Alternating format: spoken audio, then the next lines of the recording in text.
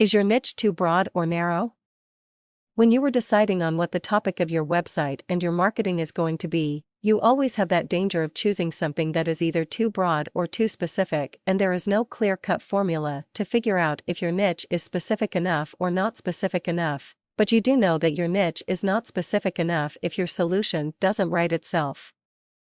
And what I mean by that is if you decide that your niche is going to be weight loss, then what product would you make it in weight loss? It's not immediately clear. But if your niche was weight loss from running, then it's pretty clear that the topic you would make would be possibly a 30-day video course about how to train for running and how to lose weight by running or jogging or doing those kinds of exercises. But it's not as general as weight loss.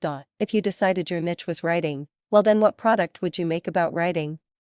It's suddenly not very specific, but what if the topic was article writing as a freelancer? Now you know that the product you are going to make is how to get work as a freelance article writer. On the other hand, you might make it a little too narrow. And you know that a niche is too narrow if no one is looking for that information.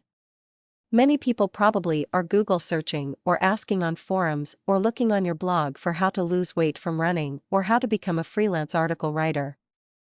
But if you can't find anyone looking for someone to write a legal contract for buying 1850s antiques, then that is definitely a niche that is too specific. Someone who is experienced with buying and selling antique items, that might be a niche, but narrowing yourself down so much that no one is looking for it and no one else is selling that solution means that it is too narrow. So, how do you know that the niche you've decided on is just right? The big giveaway on this is if you can easily think of a how-to product. In other words, a product that starts people at one position and takes them step by step to the end.